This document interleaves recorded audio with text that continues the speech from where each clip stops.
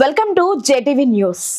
మన వైకా కార్మిక సంక్షేమ ఉన్నత పాఠశాల కల్చేరులో జాతీయ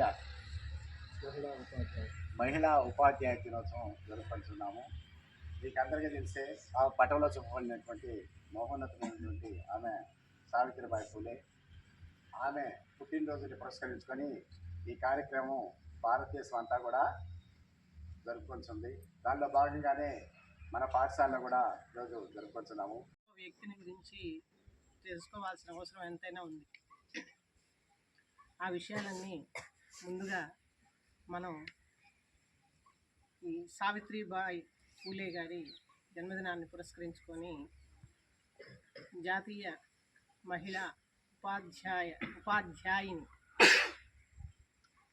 అయినటువంటి ఆమె జన్మదినాన్ని పురస్కరించుకొని ఇక్కడ మనమంతా కూడా మహిళా ఉపాధ్యాయుల్ని చక్కగా గౌరవించాలి, సత్కరించాలి అన్న సదుద్దేశంతో మా ప్రధానోపాధ్యాయులు ఏర్పాట్లన్నీ చేయడం చాలా సంతోషంగా ఉంది. మన పాఠశాలలో ఏ ఉత్సవాన్నైనా ఘనంగా జరిపిస్తారు సారు. ఈరోజు సార్కి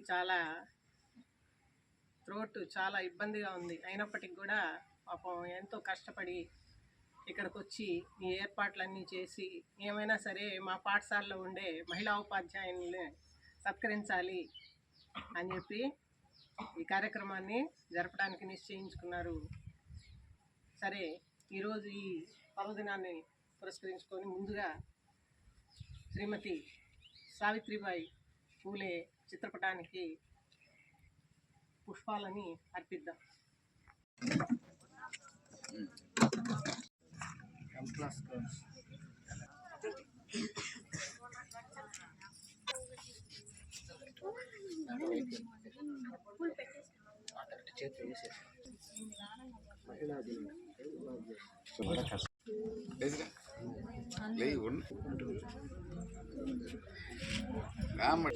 ఉపాధ్యాయ దినోత్సవ శుభాకాంక్షలు.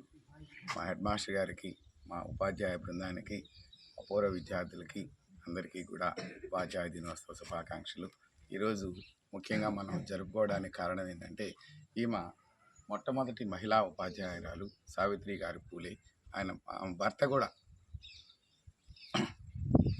ఆయన పేరు జ్యోతిరావు పూలే.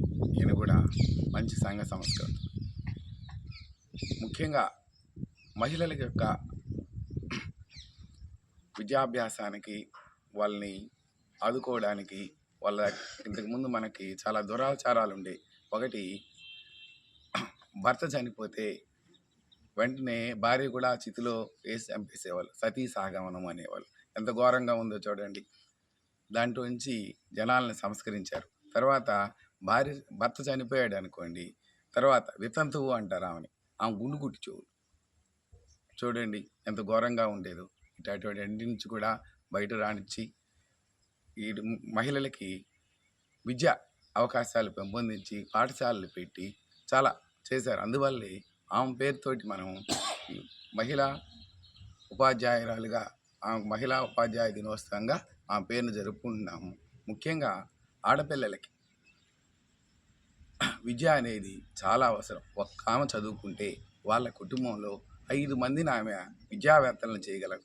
వాళ్ళ అమ్మ, నాన్నని, భర్తని, 2 పిల్లల్ని, మినిమం 5 మంది చదువుకున్న వాళ్ళు అవుతారు. అంత గొప్పగా ఆమె ఆడాలని చదువు చెప్పించి వాళ్ళ ఆర్థికంగా కానీ, సంస్కరణలతో కానీ ఉపాధి కల్పించి ఆమె భారతదేశంలో ఉండేటటువంటి మహిళలందరికీ కూడా చాలా కృషి చేశారు అభివృద్ధి కోసం. నెక్స్ట్, ఆమె 1897లో చనిపోయారు పాపం. ఆమె ఇంతకుముందు మనకి ఇది ఎలుకలు పడి చనిపోయేవారు, ప్లేగు వ్యాధి. ఆ ప్లేగు వ్యాధి సోకినప్పుడు ఒక్కొక్క ఊరే పోయేదన్నమాట. సిటీసే పోయేవి. అటువంటిప్పుడు ఆ పరిస్థితుల్లో కూడా ఆమె చాలా సహాయం చేసింది ప్రజలకి. అప్పుడే ఆమె చాలా మంచి పేరు వచ్చింది. 1897 అనారోగ్యంతో ఆమె మరణించింది. 1831 నుంచి 1897 వరకు ఆమె భర్త పూలేతోటి కలిసి చాలా సంస్కరణలు చేపట్టి ఆమె మంచి పేరు సంపాదించుకున్నారు. దేశానికి మంచి సేవ చేశారు. అందువల్ల ఆమె మనం గుర్తుంచుకోవడం అనేది చాలా ముఖ్యం. పితృదేవో భవ, ఆచార్య దేవో భవ, అతిదేవో భవ. మన దేశానికి పేరే స్త్రీ పేరు. భారతి, భారత. భారతి అంటే సరస్వతి అని. ఇదిగో మనకు ఎదురుగానే ఉన్నారు.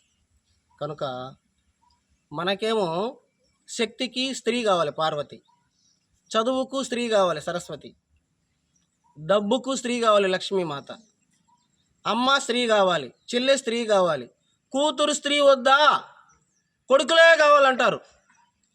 ఇది ఒక దురాచారం, దీన్ని రూపుమాపాల. తర్వాత కొడుకు చదివితే చాలు, స్త్రీ మాకు ఆడబిడ్డలు చదవబడలేదు అంటారు. ఇది ఒక దురాచారం. తర్వాత పాత రోజుల్లో సతీ సహగమనం ఉండేది, స్త్రీకి విద్య వద్దు అనేవాళ్ళు. వాటిని ఎదిరించి నేను చదువు చెప్పిస్తాను అని మొదట జ్యోతిరావు పూలే గారు పాఠశాల స్టార్ట్ చేశారు. ఆయనకు తోడుగా ఆయన భార్యకు ముందు చదువు నేర్పించాడు. వాళ్ళ ఇంట్లో వాళ్ళు తరిమేసిన. సరే, తర్వాత ఆయన చాలా పుస్తకాలు చదివేవాళ్ళు. సావిత్రిబాయి భర్త గారు చాలా పుస్తకాలు, గొప్ప గొప్ప వాళ్ళ పుస్తకాలు, శివాజీ గారివి, అంబేద్కర్ గారివి, ఇలాంటి పుస్తకాలన్నీ చదివేవాడు. అవన్నీ అక్కడ పెట్టినప్పుడు ఆవిడకి అంత చిన్న వయసులోనే చక్కగా అవి ఏదన్నా తీసినప్పుడు వివరించి చెప్పేవాళ్ళు. ఈయన పలానా ఆయన, ఈయన ఎంత గొప్ప వ్యక్తి అని ఆమెకు అన్నీ తెలిసే విధంగా చెప్పేవాడు. తర్వాత ఆయన మనసులో ఒక ఆలోచన వచ్చింది, తన భార్యకి చదువు నేర్పించాలని. వాళ్ళ నాన్నగారు దానికి అడ్డు చెప్పారు, కోడలికి చదువు వద్దని. అయినా ఆయన్ని, ఈనాడు మహిళలు చదువుకోవాలి, అన్ని రంగాల్లో ముందుండాలి, సమాజం బాగుపడాలంటే ముందు మహిళలే చదువుకోవాలని వాళ్ళ నాన్న మాట కాదని ఆవిడికి చదువుని చెప్పడం ప్రారంభించారు ఆయన. అలా ఆమె చేత చదివించి తర్వాత ఉపాధ్యాయునిగా ఆమెని తాను ప్రారంభించినటువంటి పాఠశాలలోనే జ్యోతి బాపులే గారు స్థాపించినటువంటి, ఆయన మిత్రుడు ఇద్దరు కలిసి స్థాపించినటువంటి పాఠశాలలోనే ఆమెను ఉపాధ్యాయునిగా రమ్మంటారు. నేను ఆ ఉపాధ్యాయున్న, నా వల్ల కాదు బాబు అంటుంది. నువ్వు చెప్పగలవు అని చెప్పి, ఏమైనా నా మాట విను, నువ్వు చెప్పాలని చెప్పి ఆమెను ఒప్పించి తీసుకొని వచ్చి ఆ పాఠశాలలో ఉపాధ్యాయునిగా చేర్చారు. ఆవిడ వస్తుంటే, ఆ రోజుల్లో ఆడవాళ్ళు బయటికి రాకూడదు, చదువుకోకూడదు. అందున వాళ్ళకి ఇష్టం లేనటువంటి పనులు చేస్తే చాలామంది పెద్దవాళ్ళకి కోపం వచ్చేది, ఆమెను తిట్టేవాళ్ళు. అవేమి పట్టించుకునేది కాదు. సమాజం బాగు కోసం నిరంతరం శ్రమపడినటువంటి దంపతులు వాళ్ళిద్దరు. సమాజం ఎన్ని చీత్కారాలు, వాళ్ళని ఎన్ని విధాలుగా బాధ పెట్టినా, ఇబ్బంది పెట్టినా తట్టుకొని నిలబడ్డారు.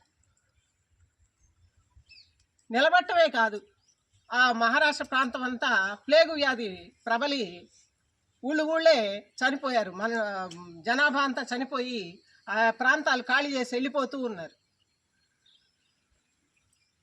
ఈవిడ ఒక చోట నడిచి వెళ్తూ ఉండగా ఒక తల్లి చనిపోయింది. బిడ్డ ఆ తల్లి శవం పక్కన కూర్చొని రోధిస్తున్నాడు. ఆ దృశ్యం మనసుని కలిచివేసి ఆ ఒక్క క్షణం అంటే ప్లేగు వ్యాధి వస్తే బతకరు, కొన్ని గంటలు కొన్ని రోజులు వ్యవధి అంతే. తను చనిపోతానని తెలుసు, ఆ బిడ్డ దగ్గరికి వెళ్ళి వాళ్ళని తాకి సేవ చేస్తే ఆ వ్యాధి తనకు వచ్చి చనిపోతానని తెలిసినా ఎంత గొప్ప ఉదాత్తమైన వ్యక్తిత్వం చూడండి. ఆ బిడ్డ దగ్గరికి వెళ్ళి అక్కును చేర్చుకుంది, ఆ చంటి బిడ్డని. అంత గొప్ప తల్లి ఆమె. తర్వాత ఆవిడ చనిపోయారనమాట. అంత త్యాగం మనమైతే చేయగలమా చెప్పండి? మనం చనిపోతామని తెలిసి అవతల వ్యక్తుల దగ్గరకు మనం పోగలమా? పోలేము. అది ఆవిడకే సాధ్యం. సమాజం బాగు కోసం నిరంతరం శ్రమించింది ఆమె. ఉదాత్తమైన వ్యక్తిత్వం.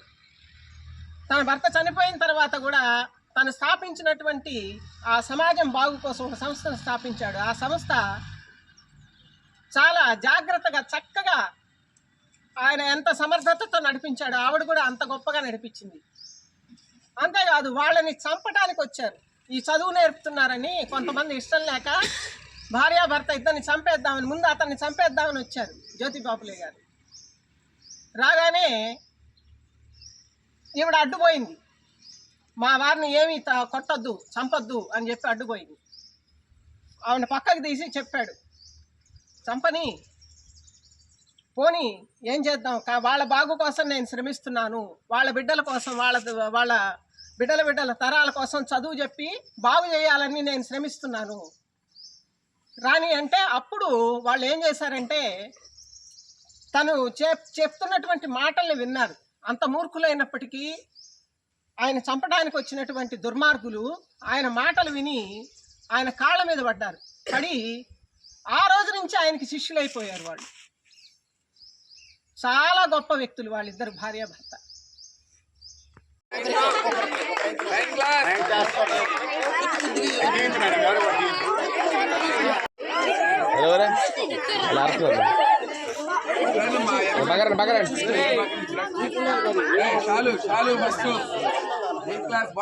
మాల పైకి రాని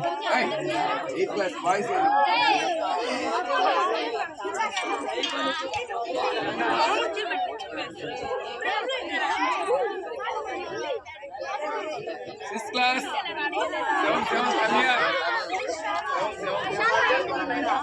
All right.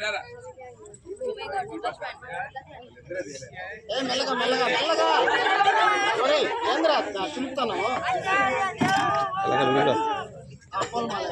అందరూ బ్యాక్ సైడ్ నిలబడి, అబ్బాయిలు అటువంటి